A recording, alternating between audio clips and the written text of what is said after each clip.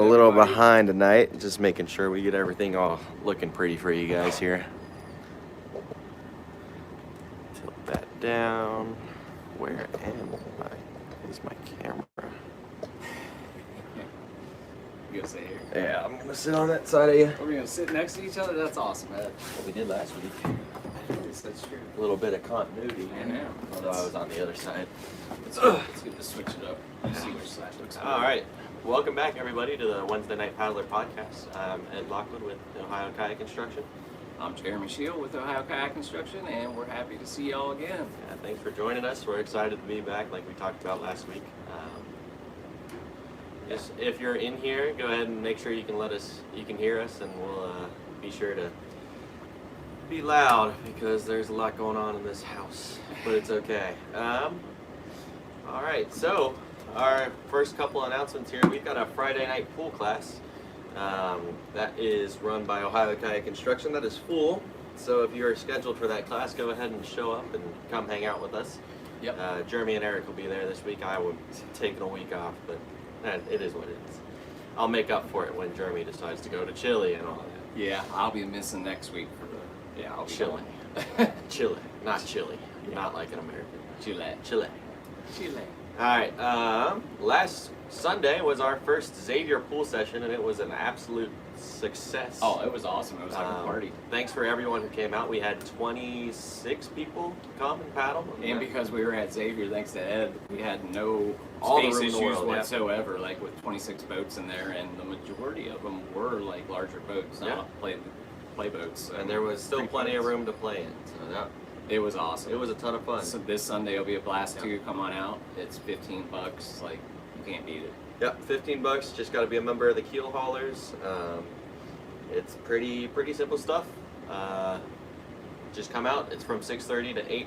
It's this Sunday at Xavier Pool Session. It's off Victory Parkway. Pretty cool. There are also sessions. Live stream has ended. Sounds good. What's up, Joe? All right, cool. Why can't you see it?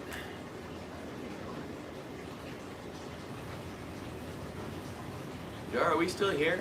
This is looking Yeah, weird. can on one our of you end. guys give us a confirmation we're still live? It's saying it's dead when I'm trying to log into it. Emily says it's going, so I don't know. Maybe. All right, we're good. Okay. All right, that's well, weird. I guess it's Jeremy's fault, not Yeah, ours. absolutely. I'll take the hit on that one. All right. Okay, sweet. We'll see what happens here. If someone who has our numbers notices we are not live, go ahead and text us. Because like I said, it's showing up weird on Jeremy's screen. But regardless, we have Lebanon pool sessions run by George Davis. All that information can be found on the Ohio Kayak Construction website. So if you have any questions about those, you can email George Davis. And you do have to pre-register for those ones. It's different than the Xavier pool sessions, Yes. where you can kind of just show up. But You've got to register with George. Yep. I think it's all on Facebook. with George. Yeah, I can't read that far away. Hopefully Jeremy gets the comments up soon. I'm pulling it up. Coming up, we have a paddler happy hour. That is sometime in February at DVD Brewery. I believe it's the 13th, but don't quote me on that. That is at DVD Brewery. It's right next to Little Miami. Great brewery. Eric knows the guy who owns it. He's got some sweet beer. You're him. I hope I'm him. It's great beer, great place. It's a good place to meet paddlers. On Eric's Facebook, he was talking about how to meet people to paddle with. Yeah, there was It's a a comment good place about to do it is to go. That's an excellent place to go. Go and to there's the DVD Brewery, usually good attendance. and that starts at, again, I think 5:30 or 6, but I don't know for sure. I should really do my research more often. I'll confirm it. Also coming up on January 24th, there is a gear swap at Mad Tree Brewery. This is a general outdoor gear swap, so there's a lot of different gear there. There's like all sorts of outdoor equipment, There's kayaks there. It started as a kayak gear swap, but it's kind of broadened out to like biking and all sorts of outdoor sports. There's great deals on gear there. It's really really good. You should go if you're looking for stuff. You should go if you're not looking for stuff. Again, Also a place to meet people. great place to meet people. Yeah. Also coming up very soon is our Pucón, Chile trip. Very very soon. Jeremy's gonna head that one up, so I'll go ahead and let him talk about it for a bit. Yeah, we're out of here. Well, actually, the first person left right about 2 hours ago and is headed to a couple other countries down there. But so we've already got one of the group on the way. The rest of us are leaving. I believe almost all of us are leaving on Friday of next week and headed to Pucón. 7 straight days of paddling some of the best whitewater in the world, in my opinion. And it's summer down there too. So since the weather changed back to winter again, where we are here in Ohio, like literally went from rain this morning to snow and ice right now. Yep. And yeah, it was 60 degrees 2 days ago. So beautiful day. yeah, it's been awesome, but for paddling. But yeah, down there it will be perfect, and it's summer, so we're super stoked, and we're gonna have a blast. Really thankful for David Hughes and Pucón Kayak Retreat to accommodate us and take care of all the logistics. Makes for just easy, hassle-free paddling and focusing on whatever you feel like focusing on. They are tailored to everything, to the true beginner to absolute class 5 expert. So don't be scared off by the fact that it's an international trip. It's arguably one of the best places to learn the kayak. You learn to roll down there in the volcanic lakes, which I've been in them swimming, and they're awesome. Sweet. Sweet. Yeah, it's gonna be a good trip. It's gonna be a blast. I'm jealous I'm not going. I'm sad you're not. I think going. it would be. And I'm also, yeah. It's definitely can't swing it now, but even then. Well, and we Even are earlier, I planning was on pushing doing an annual trip going forward and working together with Pucón Kayak Retreat. So, anybody thinking about it next year, we have no idea what the date will be yet, but sometime in our winter, Yep. probably post-Christmas, but we'll be doing it again next year. And there's already, I believe, 3 people that said they're going for sure. So that's probably subject to change, but it's a good start. Yeah. And then we did pull that up. The Paddler Happy Hour is on February 18th. The Gear Swap at Matry is the 24th as well. Coming up on February 7th, we have the Little Miami Race, which is going to be a great time. It's probably going to be 3 degrees if I had to guess. I hope. But if you're interested in racing, you have to have some cold water experience, have to be an experienced paddler. But it's a section from Kelly's Nature Preserve to Jim Terrell Park. It's about 4 miles. It's a long stretch, session. It's It's longer than 4 miles. As the person who runs it a lot, it's 5.1 miles. 5.1 miles. It is actually a long paddle if it's low water. It is a long race. My arms were burning last year. Yeah. It was high water last year. Higher. It was higher, but Higher, it was not not high, high. not speedy. There was not continuous flow all the way through. We have, if you're interested in becoming an instructor, joining our team here at Ohio Kayak Instruction, we have an ACA class coming up in March. So that's the 3rd or 4th weekend in March 20-something. And that's going to be, and then the second weekend, or later on in April. April 18th and 19th is our Swiftwater trip. Yeah. So March 27th and 29th is our ACA instructor training. It's pricey. I'm not gonna lie. That's like one of 2 $650. weeks, right? That's just the first weekend. The second weekend is not listed on the site, but I believe it is the weekend after. It's the April 25th. It's during Cuyahoga Falls Fest. That's right. It is. Yeah. Because we're not gonna be able to make So, that. That's a But, bummer yeah. for us, but you'll be able to learn from people who actually know what they're talking about now. So more than just through experience. And we'll all be some level of certification on return. And then we are also doing an Airbnb down in Ohio. Pile for that. That's actually owned by Liquid Logic too. It's not No, just it's some Immersion Research IR. Or sorry, Liquid Come Logic. on, man. That's It's usually one area I don't mix things up, and it's actually kind of the Boat or last brand I would guess. But yeah, it's yeah. Yeah, but it's owned by the IR. people who own IR. There's plenty of space. There's a hot tub. Very, very important for our late March trip. For Swiftwater in For particular. Swiftwater, yeah. It's going to be great. It's going to be a great time. Also, on, as we mentioned earlier, April 18th and 19th, there's a Swiftwater rescue training at Whitewater Warehouse. That's where we're going to start. That's where we're going to kind of base everything is Whitewater Warehouse. That's going to be with the Ohio Kayak Construction team. Eric, Jeremy, and I all plan on being there. So, Yes.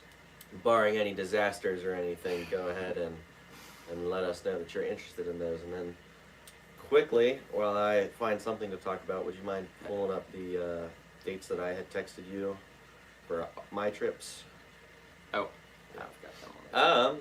But Swiftwater is a skill that you should really, really learn.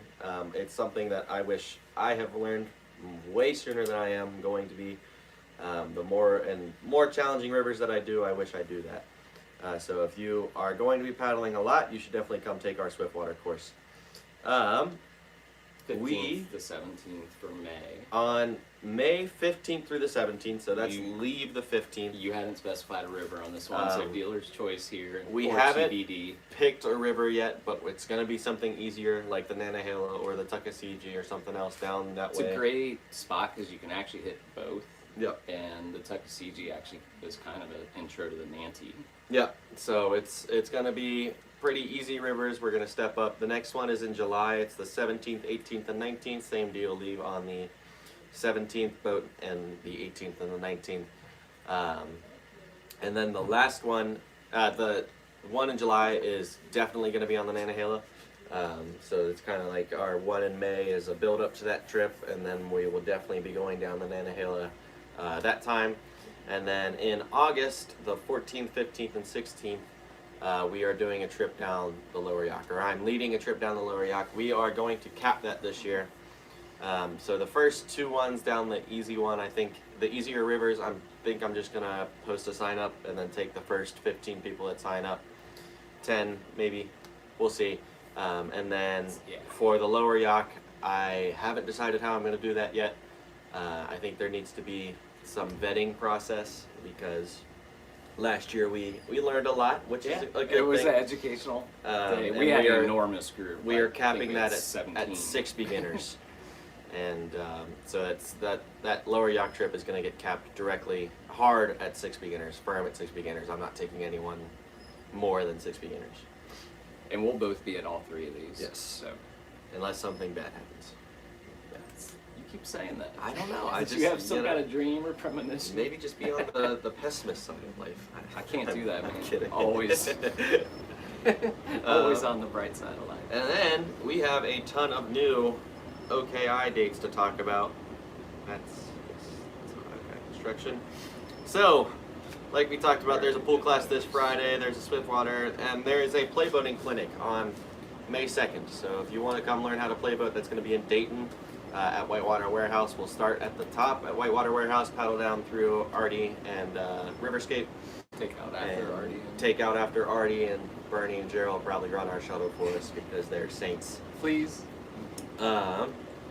Then the Monday night kayak classes start on May 4th, which is, so that playboating clinic is the 2nd, Which is a Saturday. which is a Saturday, and Monday night kayak classes will start on the 4th, and those will run until July 13th. So that is Monday night kayak class 5 to 7. The registration for that is now live. So if you go on the Ohio Kayak Instruction website or go to Eric Bartle's Facebook page, you will go ahead and find that there. There is a Tuesday night kayak class on the Elkhorn led by Jeremy, Yeah. which is on May 19th is the start date, and that runs through June 9th. That's the Elkhorns are going to be a step up, so if you've taken one of our classes before, you should Yeah. be interested in the Elkhorn class. And then not on the website, but in the works currently is a Wednesday night kayak class, more locally, where we will do Actually, kinda Dayton, I thought was the plan. Dayton local kind of stuff like that. So Yeah, it within is like being within actively like worked, too. an hour and a half is kind of my thing here. But that one's going to be run by me. Jeremy's going to be there. I would bet on it.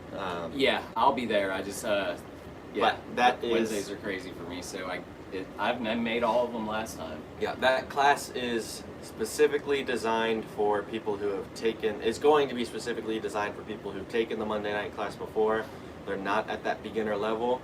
They have a role, but That's they're kind of working the on main skills. thing is having a reliable role. Yep.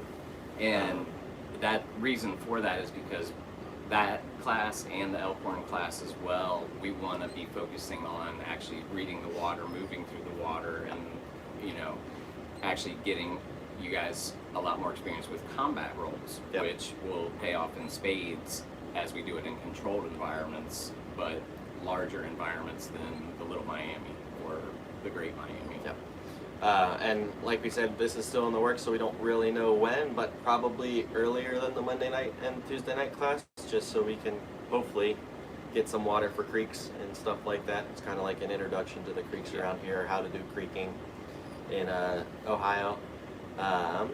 But just mark your calendars for that. Keep your eyes open for that. More information to follow on that soon. That's all the near future stuff. Yeah, that's everything super near. That's everything until midsummer. Yeah, until That's on midsummer. So schedule. that's a big chunk of information. There also information will we just be throw at you guys. just a bunch of random trips. Yep. That, well, they're not really random. They coincide with spring either fests like Jeep Fest, which is the first weekend of May as well.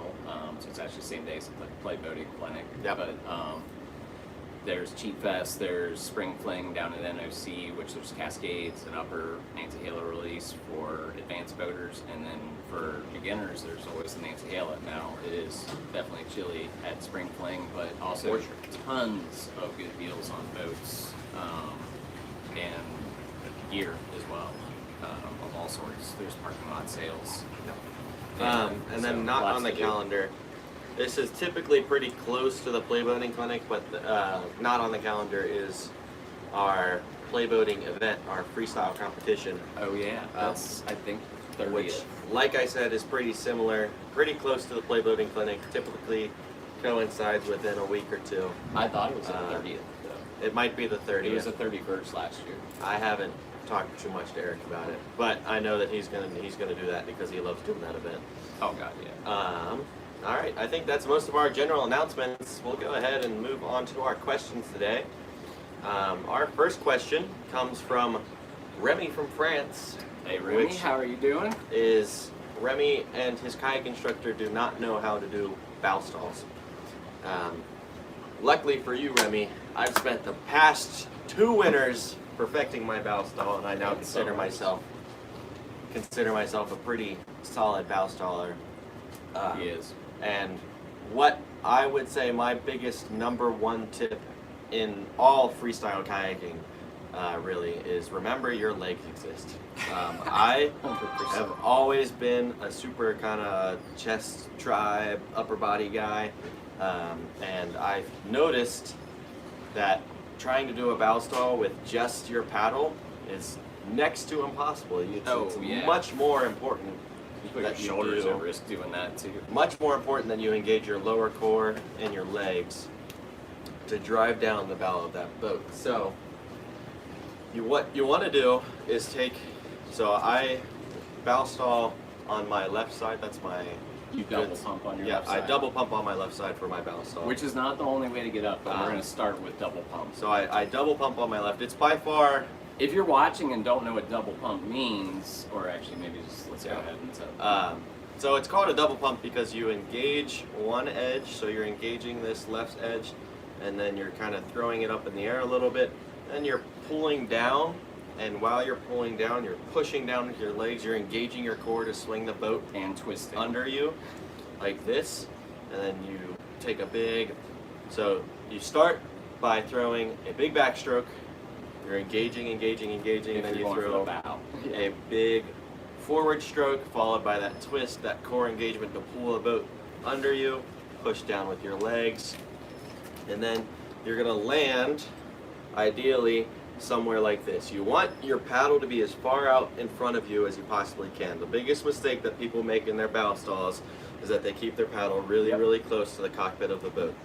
When you do this, you're just going to fall flat on your face. You're going to do this a lot because it's kind of where your paddle naturally ends when you finish a bow stall, is kind of pretty close to your boat. You want to force it to go up a little bit. I like to keep mine just slightly above eye level, and then you get a really good balance point. You're basically making a bipod between your legs and your paddle. So it's kind of like this is how I think about it. And that's exactly what it is. I would just add, it's having good posture, like sitting up straight, like a string is pulling through your head kind of thing, up your spine, keeping it vertical, helps a whole lot with getting into that correct position, because if you're hunched over, you're already leaning forward on against the bow anyway, and that's fighting yourself. You're not going to get up with much success. If you don't know what they are, lean cleans, which Eric posted a short about just the other day.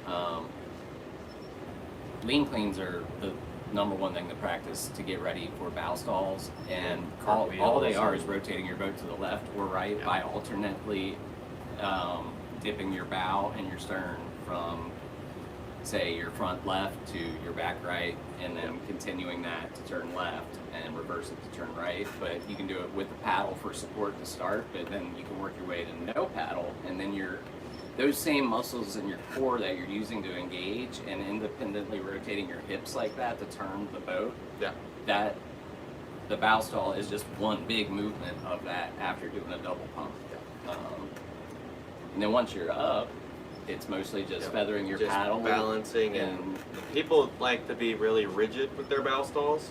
That's not what you want to do. You want to be loose, flow with the motion of the water, which is another thing that got me for a while. I was fighting the water when it's really I should be embracing it. Pretty much goes for literally everything in kayaking. Like if you go with the flow of the water, let it help you, it's 100 times easier, and sometimes it's impossible if you don't do that. For sure. Plus, once you can bow stall, then you can get into wave wheels. Yes. So I say that the bow stall is probably the most consistent way to get to a good bow stall, or the double pump, is the best way to get into a bow stall, the most consistent way. And that's the way you should work too as well, because you're going to do that way more often than the other way, which is a bow plow. So basically it's called a bow plow because you paddle as fast as you can, and then you big transfer weight forward to try to sink the bow as fast as you can. And the trick here is going to be to keep paddling and keeping paddling on a straight level plane. So you want to keep moving in a straight level plane as your bow sinks. Keep your paddle basically where it's at the whole time as your bow rotates down. And then you'll find the balance point. And you can help yourself if you're in current too. I would advise starting with gentle current. For sure. But it's either way, and if with current paddling upstream, it puts you up really quick. But you do need to commit, like you're standing on, put your weight on your heels, your toes, whatever's in your outfitting setup. Like my feet are splayed out to the side like that. So for me, it's kind of like on my calves. But once you're up, just keep your weight centered where it is, find that balance point, and you can stay in flat water for a long time. What's up, Christian? What is up, Christian? The other thing I remember, or I recommend doing with a bow plow is you can throw a little bit of water in your in front of your boat. We forgot to put that last time. I mean, you can do that with bows with double pumps too, and stern stalls. Just let a little bit of water in. Some people think it's if cheating. you put too much, it won't do anything. If you put, it'll just make it weird in your boat. It won't help you learn it. But if you put just enough in there to give you some assistance dropping the stern or the bow, it really does help. And the dynamics, the paddle dynamics and boat dynamics are pretty much the same as when you don't have water in there. Just to be a little more buoyant, move around a little more on you. But you'll have dialed in the general idea with what you're up to. And it definitely helps to learn for sure. Remy, the other thing you could do is make sure that you're really well outfitted in your boat. You really want to be nice and packed 100%. In. And we talked about this last episode, is you really want to be very comfortable, almost uncomfortable in your play boat. Very tightly put in there, very tightly packed in there. It's all transfer of motion. So Yeah. the tighter you're fit into your boat, any space you feel moving, especially between your knees or your hips and your hip shims and your back band, any kind of gap that you feel when you're moving and making these initiations is lost energy. Yeah. So you have to work harder to accomplish it, and it's jerky. So when you're truly outfitted on a play boat, because you're not going to be bow stalling a creek boat unless you're doing it. I mean, Coward. you can sort of do it for a second, but you can do a big ender. Yeah. Or you can loop it if you're some people out there, which is nuts. Not. Yeah, no, don't have the core strength for that. Don't even have a creek boat, but right here should be live. Yeah. Oh, you went away. There we go. Okay, we're good. But anyway, point of it all is just play around with it. You'll have fun, and if you're outfitted right, it'll make it a whole lot easier to do everything, including rolling for that matter, and just edging your boat going down river as well. When you're outfitted properly, it is beneficial for all types of boating, but for play boating in particular, it needs to be tight. Yep. Very tight. Very, very tight. What I do most And you can often, also always shoot us videos to either To help the us, yeah, Ohio diet. Whitewater Kayak Facebook page or Yep. to our email address, and Yeah. we'll shoot you back advice or whatever we can offer by video. Yeah, for sure. The other thing I do with my play boat, so I paddle this Doing a tour. Wave Sport Mobius right there, that purple one. What I do, since I like long days on the river, and most often the you want play your boats are not. seatbelts? No, it's fine. From there, what I do is I often take my foam bulkhead that I use when I actually play boat, and I shove that in the back of my boat, and I put something a little bit more comfortable up front. And then when we get to the feature, like diagonal ledges on the lower gully, or swimmers at the lower yacht, or actually I just keep it in the whole time on the Akoi. Yeah, the is just a boat run. But anything with a playboat feature that I know is a playboat feature and that I really want a playboat in and like do good playboating in, I take my foam bulkhead and I shove it in the back of my boat so that way I'm not jam-packed into my boat for painful long periods of time. And then I put something a little bit more comfortable in there. I just have like this little tiny foam piece that I use, which is not probably the best method because I'm not super locked in, but I am definitely comfortable. Also, out there, Happy Feet are out there. Jackson Happy Feet are another option, which are inflatable, deflatable from your cockpit. You don't have to move anything. Me and Ed are not fans. Reason is because they shift around. They're never the same 2 times you get in your boat, and for me, that's just super weird. For comfortability reasons. But that's, as far as comfort goes, that's another option. The Happy Feet is definitely a very, very comfortable thing. For playboating ability, none of the Jacksons have Happy Feet in their playboats, No. which should tell you how good they are at playboating. Yes. How good Happy Feet are for playboating. Not the Jacksons. The Jacksons Happy are Feet. very good at Yeah. playboating. Like, literally the greatest of all time. Anyway, okay, I think that's enough on bow stalls there. Our next thing was, should the backhand cross the midline? And this was asked by Jay. So there's a couple different things we thought of here. My initial thought was for paddling. So when you paddle, you're always kind of taught that your hands shouldn't really cross this center line, should never really get to past your nose. We both kind of mentioned when we were discussing this that we don't do that all that often. No. I break it all the time. I push with my offhand. Yeah, And it is past. It's not super past, so it's probably 3 inches max past there, I would guess. But Yeah. I definitely do it. And that's when I'm taking draw stroke. like more than across my midline. It's On like, a sweep stroke, it does not cross for me. And I mean, most- just my typical stroke. my typical stroke, I'm driving. I'm driving and I'm getting across my midline. It's not anything crazy. It's how you I don't know generate why the you most want this, force. but here you go. I've never even done this. I find that hard to believe. You Grinch. Somebody's gonna screenshot that and send that to work, and it's gonna Probably. be posted on all the lockers. Probably. Yeah. Yeah, that's why you had to say you had never done that before. I should put my hood up. Yes. No, I literally haven't. It was harder than I thought. Anyway, we had said that we mostly do cross our midline when we paddle. And I think there's a difference between going like this and going like I think on the here. stroke part, it's referring to a draw. Yeah. And I mean, I can see not doing it. You can still push with your offhand, and that probably is technically correct in some form or another. You already got your one. You already got your one. You're going to have to give us a like or what is it? Subscribe. Like, subscribe, and click the bell. Hit the bell icon. Hit the icon.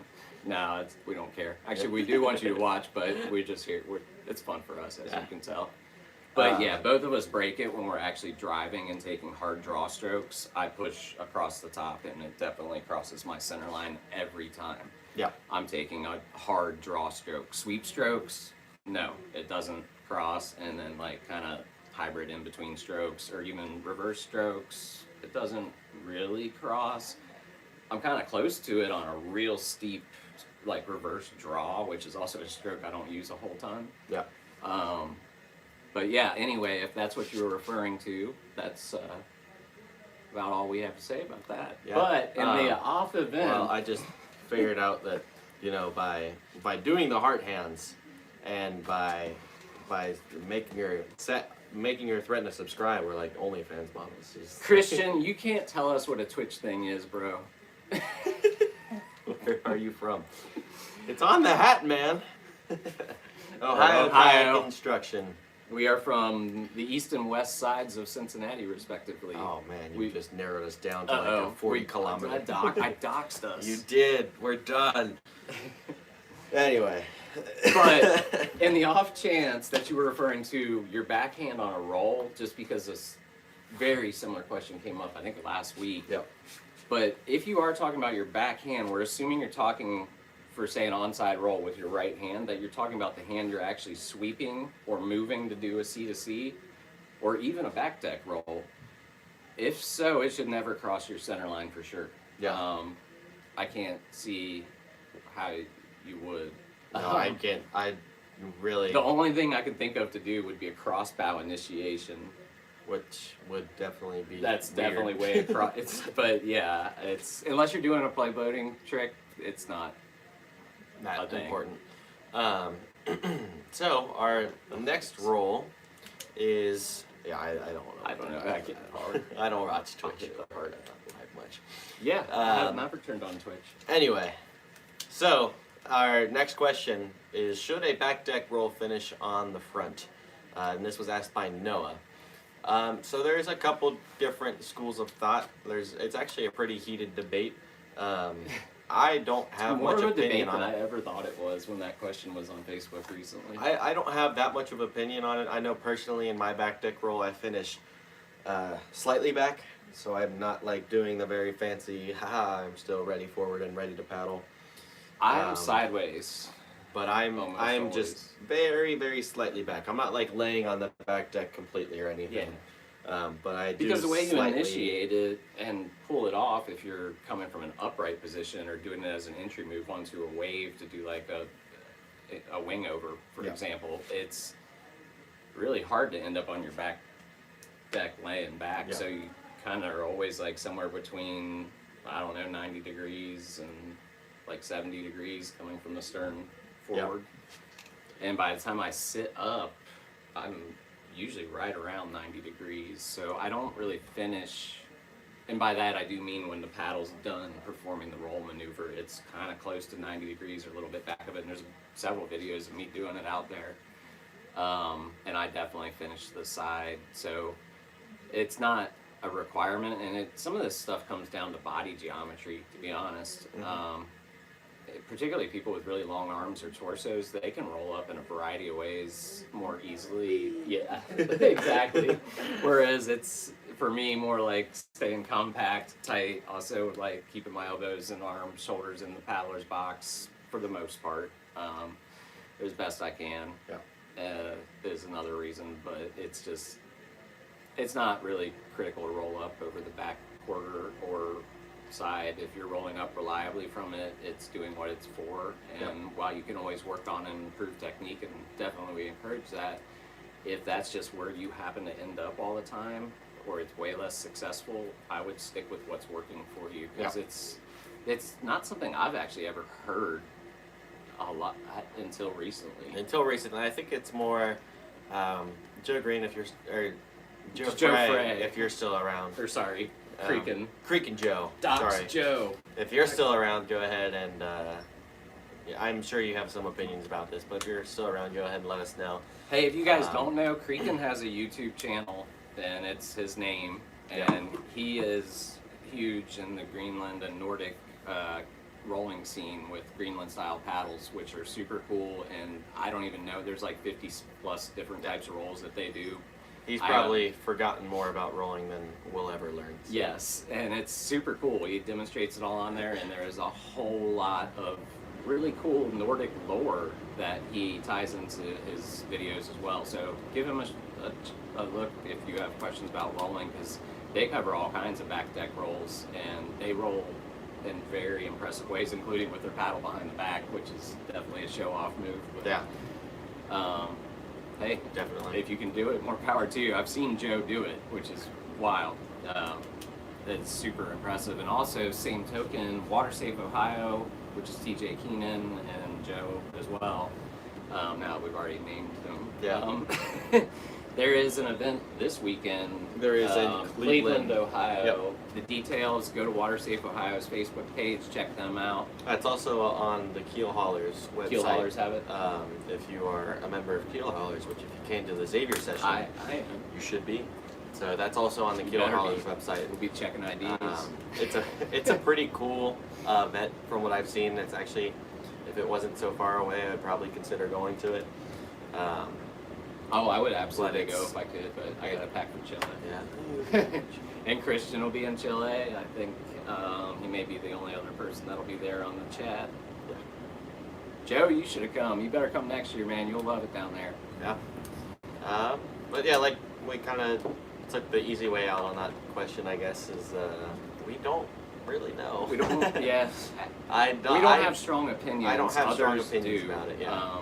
There's also, there's multiple variations of the back deck roll that aren't Nordic. Yeah. You can roll with your wrists down. It's more common to do it with them up. And when you're using it in a combat situation, or when I do a reverse roll, which is the back deck roll from upright, say you're paddling forward and there's a big wave or hole and you just get stopped and flipped over backwards on your back, and now your paddle's already out like this anyway. Yeah. It's easiest just to sweep your arm forward and rotate your wrist back, which feathers your blade at a climbing angle through the water column, and then roll up on it. And I end up more aft doing it from a combat scenario than I do when I do just from a sitting position go into a back deck roll and carry all that spin momentum as well. Yeah. But you can do it wrist down as well, and that helps you do what's called a dry hair roll, or at least that's slang for it anyway. It used to be something we challenged each other with, is if you could do it without getting your head in the water at all, it's very possible. Helps to be in a slice, full slice, well, any slicey boat actually these days, but used to be full slices because half slices weren't really a thing yet. Boy, I sound old saying that. Yeah, you are. I am, Very it's old. true. Very I'm old. decrepit. Yeah. And You're lowering my street cred just sitting here. I know. Yeah. Me being on campus, Oof. if they find out, Ed's toast. Don't tell anybody, Chad. So this brings us up. Eric's been posting lots of questions on his Facebook page recently. There's a couple that Jeremy and I would like to talk about on the live stream. Absolutely. The first one is, what bad habits do you see most often in intermediate paddlers? Mine, I kind of alluded to earlier, was forgetting that your legs exist, right? So I think it's very easy to consider paddling an all upper body sport. I can see why people do that. I did it myself a long time. Your legs, if you remember to use your hips, right? When we teach the roll, we kind of preach how important the hip snap is, but that's all we talk about more, really, when we talk about our legs. We really want to engage our legs. Like when you take a stroke, 100%. you want to engage your leg. You want to, You should be pushing with one leg when you take a stroke. Now, there's, again, like many things, there's The traditional way is your opposite leg. So if you're taking a right stroke, push with your left leg. Yep. What that does, it forces you to rotate in your paddle stroke.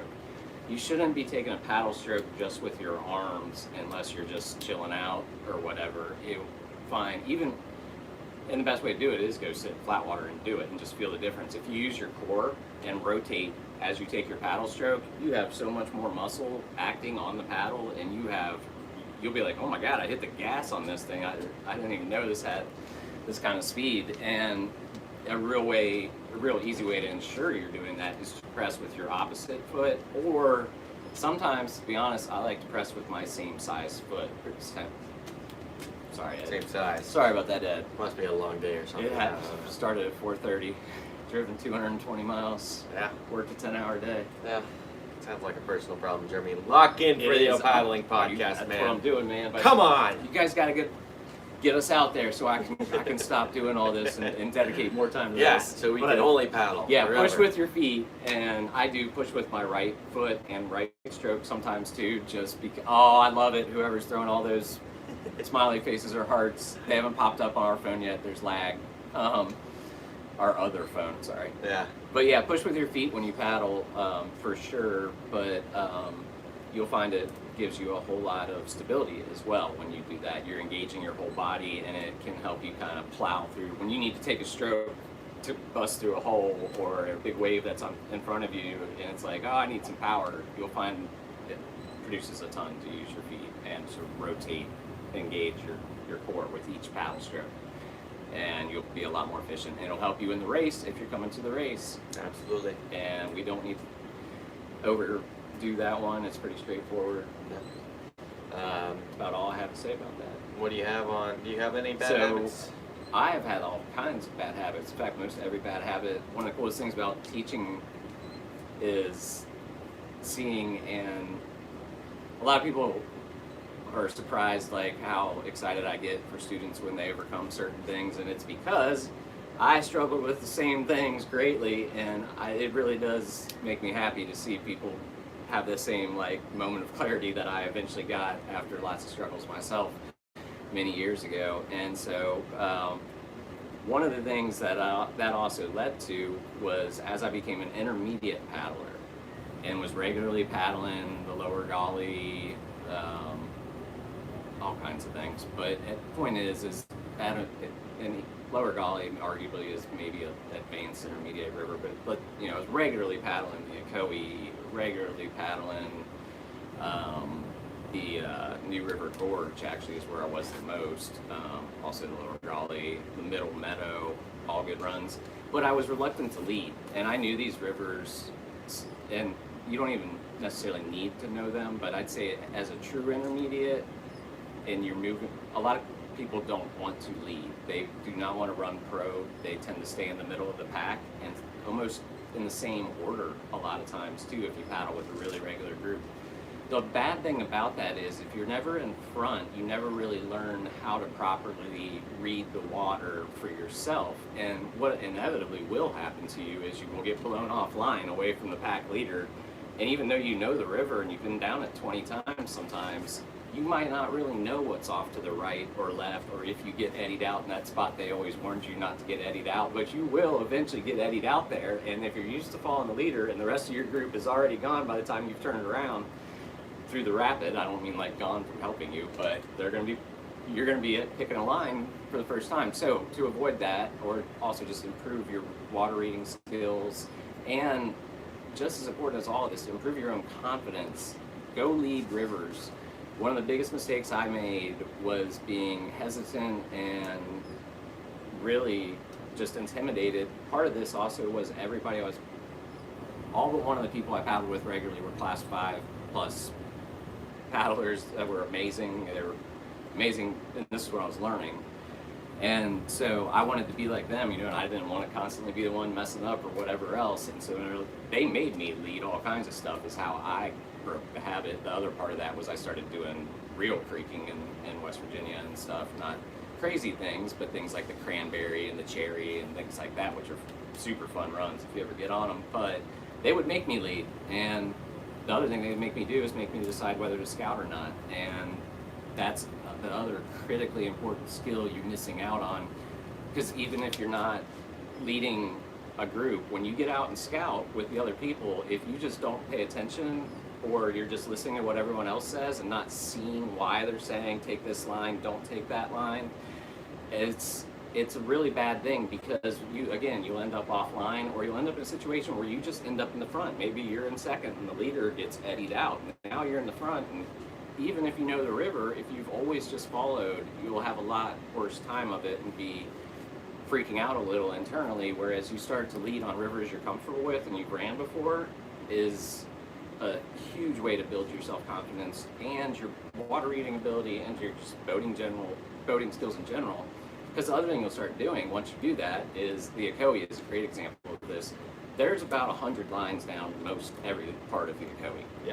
You can play everywhere on that river. There are so many tricks, rock splats, all kinds of attainments. That's what I did with Jeff West when I would paddle with him there all the time. And we would usually start at the takeout. And we'd get ourselves up to double suck, typically, is where we've been. That was after we got pretty good at it. He was already good at it, but after I got in shape and got better. But yeah, anyway, it gives you a lot more freedom. And the biggest mistake I made was lacking self-confidence and not ever leading. And then once I did, it forced, because now you're in front, you have no choice. The rapid's happening, you're in it. So if you choose to do what I've affectionately heard called the Ohio brace, which is total BS in my opinion. I don't know anybody from Ohio who does that, but I've seen all kinds of boaters do that, and I don't know if they're from Ohio or not, but we don't do that. We're Ohio boaters. Yeah. But get out there and lead, especially on runs you're comfortable with, because it really will pay off in spades for you. And that was the biggest mistake I made, was to constantly doubt myself and think negative a lot and worry about what other people thought, especially in terms of like, oh, I don't want to swim in front of them, and if I lead and if I go surf that big hole that I've never surfed before, then they always do, I'm gonna get scared and swim or whatever. That's, no one cares.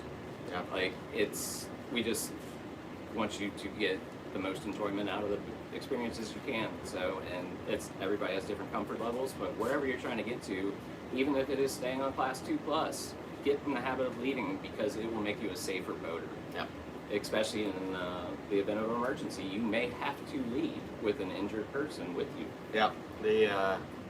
The biggest thing that you said that stuck out there was, for me, getting left behind was pretty common, because I'd always kind of stay and surf longer than I should, and everyone would be like, okay, we're leaving, and I'll be like, okay, last one, and then I'd do 3 or 4 more, and then I'm like, Mitchell had several good comments where here, do I go? But to keep on with this current topic, getting river beta from reputable sources, preferably, and you'll find a whole spectrum of people's river beta descriptions. It's everything from watch out for the hole on the left and then stay to the right, and then you get to the rapid and it's a rock jumble and there's about 100 things you have questions about, to somebody who's going to sit there for 20 minutes and give you a breakdown of every rock, which isn't necessary either. Happy medium is always good. YouTube scouting is a very real thing these days. Try to remember, especially if they are not like dam release things, level dependency. And water changes at different levels. Remember the GoPro effect. So Christian talked about that, with the difference GoPro between makes everything look tiny. Sitting in a raft and sitting in a kayak. There's also a difference between sitting in a kayak and sitting on top of a kayaker's head, which is where the GoPro is most often at.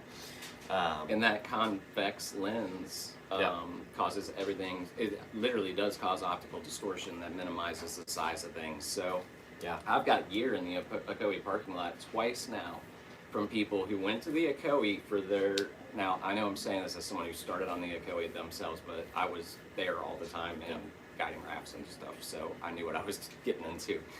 But no, people sold me brand new gear that they had just bought because they watched, this is verbatim what they told me, they watched YouTube videos, they decided they wanted a kayak, they looked up rivers to kayak, and they said the Nancy Hill looked boring to them, which is the most hilarious statement ever. I still go out there and have a blast every time. Like, it does look boring and it on GoPro it probably does look boring, but I can make it look fun. I can have a blast out there anytime. But point is, they went to the Ocoee instead and put in at the proper put in right at Grumpy's, and then they almost died, which isn't all that untrue, but it was more of a, they took a swim and they never done that before. And they're selling their gear in the parking lot for nothing because, oh my God, bro, I just died. You have no idea. Which is also something that'll make you smile if you are a boater. Because, yeah, I have an idea. For real. Yeah, I got real good ideas, but I didn't sell my gear. So don't do that. Mitchell had another great bad habit comment that I can relate to all too well because I've had the surgery, and Chris Green, if he's watching, I don't know, but he commented about it on the Eric's post as well. High bracing, which is having your arm up here. Anytime your arm and paddle blade is above your shoulder like that and above your head, your shoulder is in jeopardy. And I had a Hill-Sachs impaction fracture, as well as 3 tears through my AC joint, both the bursa and the labrum, tore part of my bicep as well, because it happened on the green narrows. And I had to boat off, which is going to bring me to another piece of advice that I recommend for people is, A, definitely have at least one full med kit dispersed between your group, always. Even if it's like the Little Miami or something else, have basic first aid that's in a waterproof box. And by basic, I just mean like stuff for lacerations and mild sprains. One of the other things you can carry in a basic kit that should be there for every whitewater kayaker, because of what Mitchell brought up and a whole bunch of other ways it can happen. Mine didn't happen from a high brace. Mine was just one hit too many, and as the paddle blade was above my head and the falling water from below the drop hit my paddle blade, it pulled it behind my head, and that caused a Hill-Sachs impaction fracture. Is to bring a sling of a sort, and I don't mean the big sling you get like when you have surgery. I used a whistle lanyard, which was, fortunately I still had a lanyard on my whistle because I had to boat out with that whistle lanyard on there and just paddling with one hand, which is really interesting. My shoulder kept coming out of the socket, and they were just by happenstance, the boater behind me and the other dude with him were both ER surgeons from Nashville. And so I never even got out of my boat. I rolled up on my shoulder. I didn't know it was that bad until I got home. They did. They could tell it was dislocated through a dry top and everything. They were like, yeah, your shoulder's definitely at least out of the socket. But they were able to reduce my dislocation in the boat. Like, we just faced each other. You hold your hand like a handshake, and they were able to reduce it each time. But each rapid to get to the takeout, my shoulder popped out, and I had nothing happen. I was just bumping down the river. So don't tear your shoulder, protect your shoulder, and carry a first aid kit that includes something that can be used as a sling. Rope works plenty good enough just to make a loop. All you need to do is stabilize the wrist, so you don't need to tuck this in necessarily. Duct tape in a pinch always works too, and putting duct tape around the center shaft of your paddle. If you see people doing that, most of us used to do that back in the day. I'll admit I don't do that anymore. I do have several Nalgene bottles covered in duct tape because that's also a great place to store it. It stays sticky, so be prepared rather than desperate for something. It should the worst occur. Going back to what you were talking about with leading, I do think that's a very valuable skill to have. Oh yeah, huge. And for a long time, for me, what I look for in an intermediate paddler is if they're in front of the group, or even if they're following lines, are they hitting all the holes? Because if they're hitting all the holes, that means they're probably not reading the water very well. And I was guilty of this for a long time. Intentionally or not? Unintentionally. And then you say, like, you're not supposed to hit the hole, and they go, oh, but I'm fine. And it's like, eventually, that's a good point. You will not be fine. Oh yeah, that's a hard way to find out about hole friendliness. A lot of people get really comfortable just running through holes, running like, not even boofing over them, just running through them. Because a lot of people have been learning in creek boats, which I am strongly opposed to. But that's kind of what I look for in an intermediate paddler, is like, how well are they reading the water? How well are they looking for the holes and knowing where to avoid and what lines to take? And I think leading really gives you that experience of like, okay, this type of water feature is gonna lead you into a hole. I need to be on this side of this. William Neely had a great description for things above. You can't beat him. Things above pour overs, and he called them FLWs, which is funny little waves. And I love talking about funny little waves when I'm on the river because they're funny and they're little and they're always above holes. They are, and like, if you guys don't know who William Neely is, it's Neely, William, spelled like you think it'd be. And he wrote several books. They're all done comic book style, Yep. but it is everything in his books is everything we're talking about. Actually, that's about all the instruction I ever had was William Neely books and posters that were on my parents' walls growing up because we wrapped it all the time. But Yeah. Neely has a beautiful way of simplifying things and also just calling it for what it is. But he has whole sections on reading rivers with cartoons, and they're accurate. The cartoons are accurate, and funny little waves are the same thing. And the other thing you'll find beside a hole when you see boiling little waves is there's a rock under there. Yeah. And you can't see it, and that's why the water is different in just that one spot. And that rock's not deeper than your boat's depth in the water, so you're gonna find that rock. A general rule of thumb is if you see water splashing up, you're gonna be fine. If it's like it's kind of green, kind of a little bit white, that's where you want to go. That's where the tongue is. That's where the wave train is. If you don't see anything, there's a good chance there's something bad on the other side. That's very, very true. Yeah. And you go look at low head dams, for example. There is no splashback at all on those things, and they are the deadliest thing on any river. Don't mess with them at all, please. There's fatalities every year all over the world. Period. I'm sure, but thankfully they took the one out on the Elkhorn, so that's not a concern. Yeah. Christian, we're close, but Christian, we can probably do a quick rundown in Yeah. the 4 minutes we have left. 4 minutes. Yeah, we usually run over, so we'll let you guys get off with a pretty straightforward question. Could you guys give a rundown of all the other things best carried along in a boat for an episode one day?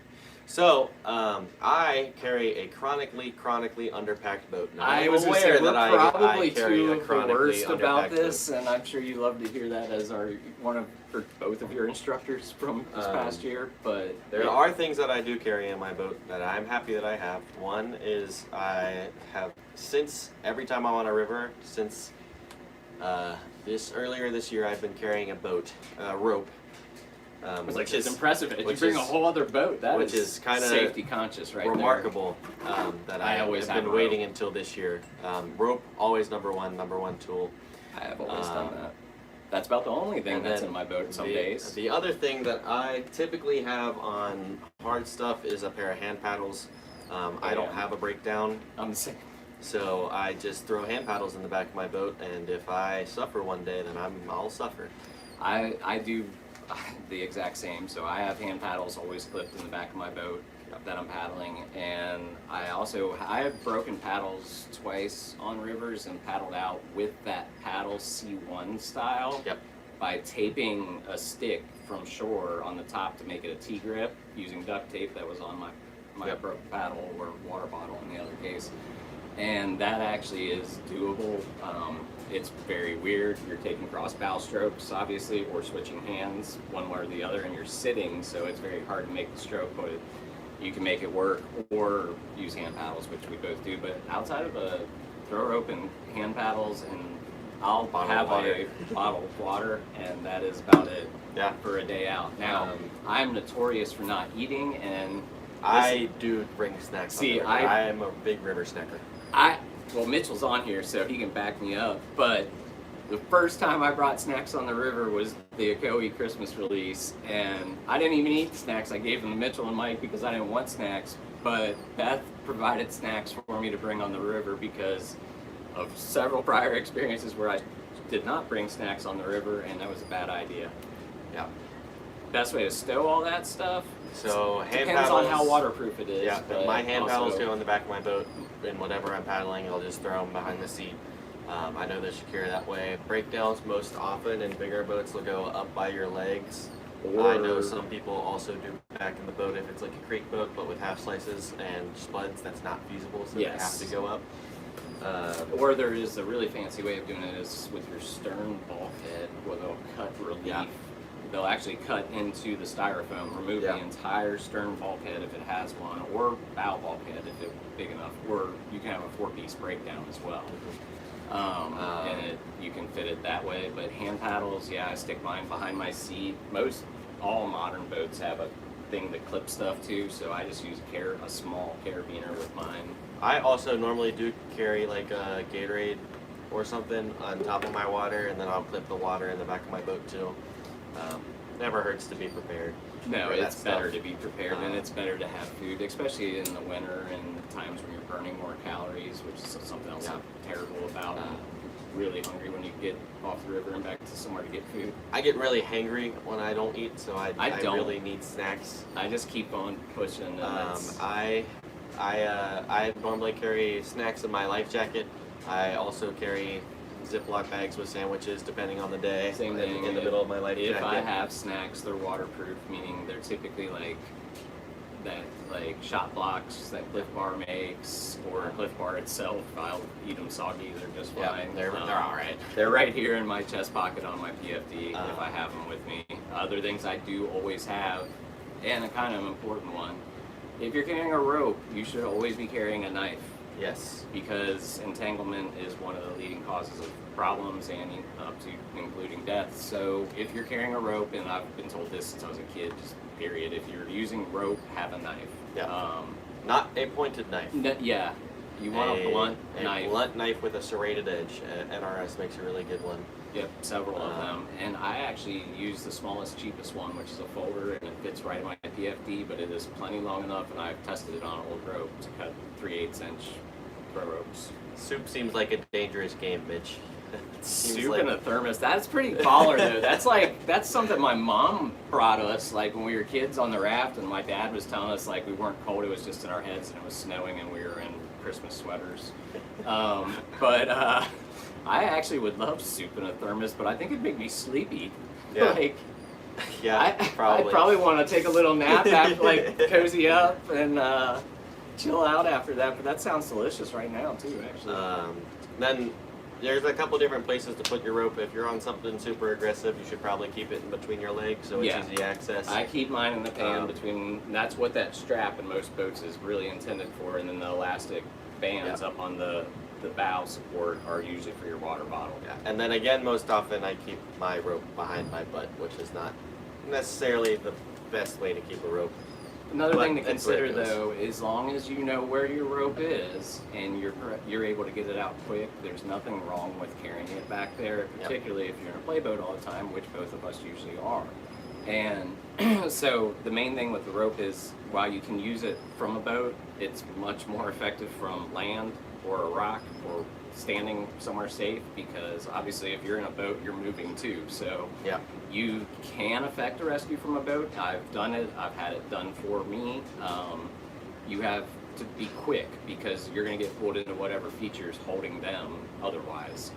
So most of the time, most of the time you're out of your boat anyway, and I doubt it takes Ed any longer to get his from the stern than it does for me to unclip it, because and a lot of times you want to carry a carabiner on your throw rope if you don't know this.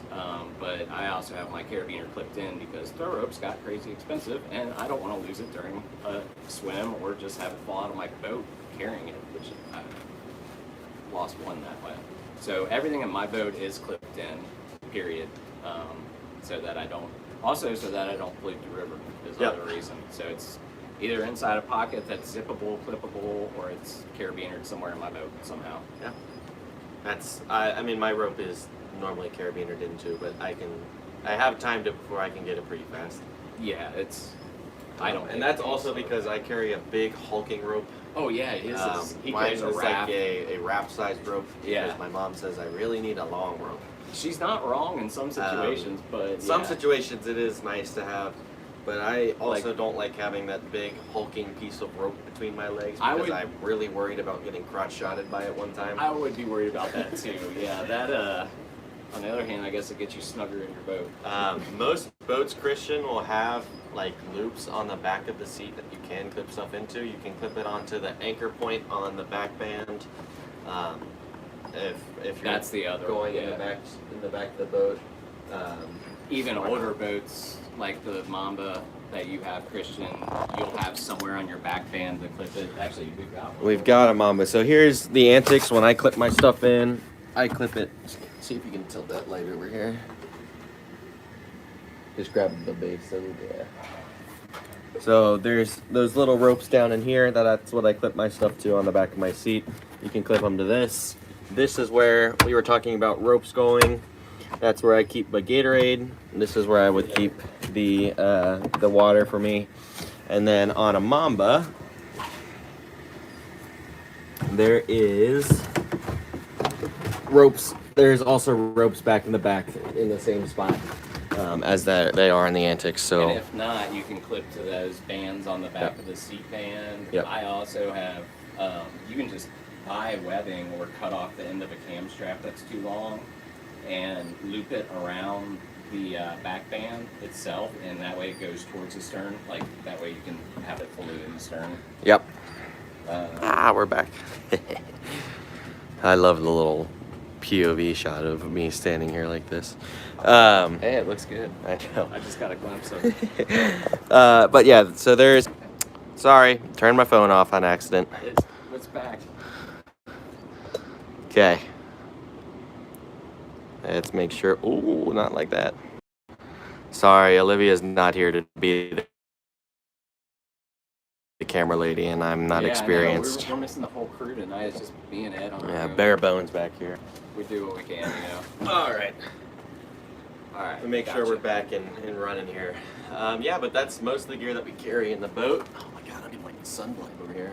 Now, if you are doing like a full day out on the river and eat like a normal person and stuff like that, a lot of people carry a small dry bag with them. I have one, and I do carry it when I'm doing something pretty remote or whatever where I have extra stuff. I always do have a first aid kit with me, a very small waterproof one for most regular things on the river, because unless it's not roadside access or something like that, but I do carry that first aid kit I was talking about as well. It's tiny, it's in its own waterproof pouch that's red with a first aid symbol on it, and it's tucked underneath clipped and tucked underneath my one float bag that I have, usually whatever I'm paddling. But yeah. As for stuff that doesn't need to stay super dry, in the life jacket. Yeah, in the life jacket. On the life jacket, I carry carabiners in my life jacket. But a lot of people will take like the small watershed bags with them, and a lot of them will just set them between their legs. Yeah. Not clipped to anything, because otherwise they'd sort of be in the way during a swim or whatever, and you just pick them up with the boat as they float, they're going to keep everything bone dry. I just think that's a lot of extra work for little benefit on most. A lot of people who are doing like camera stuff. That's what they carry is their nice cameras in between their legs. That's which exactly would scare why me shitless probably. Yeah, I have done some video boating, and it makes the best carabiner.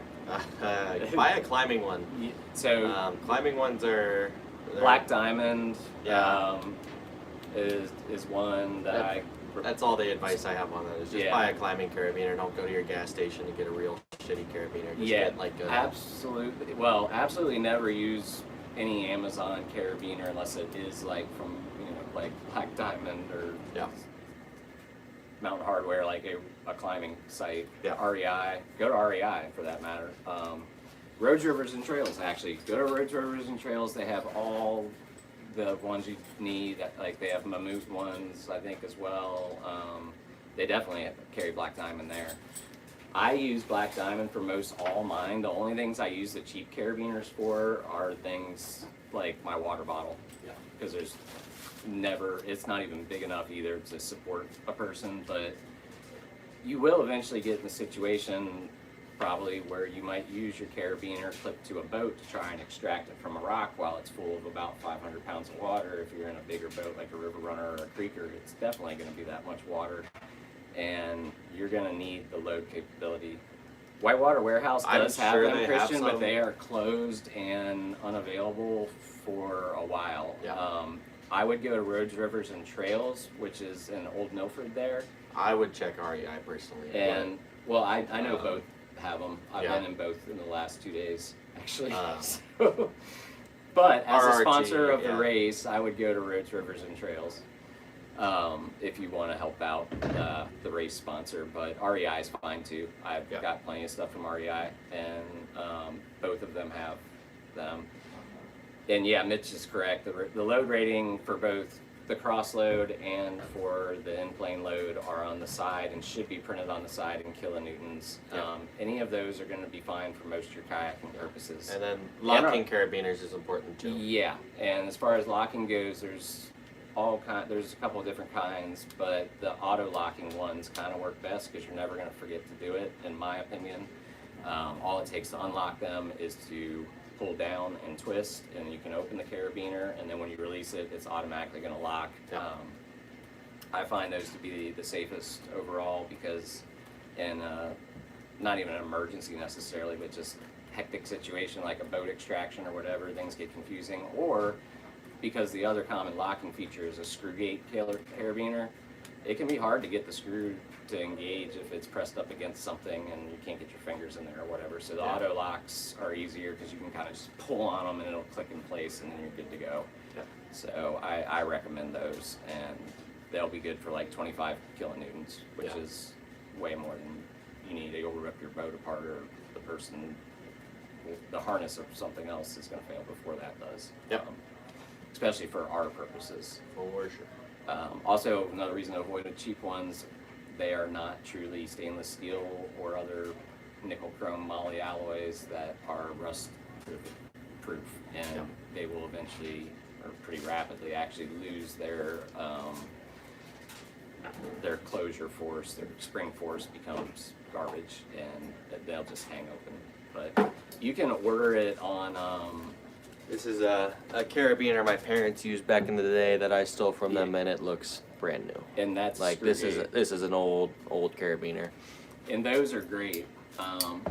There's a reason they're still around and still that old. So old the lock is rusted on it, so I shouldn't really boat with it anymore.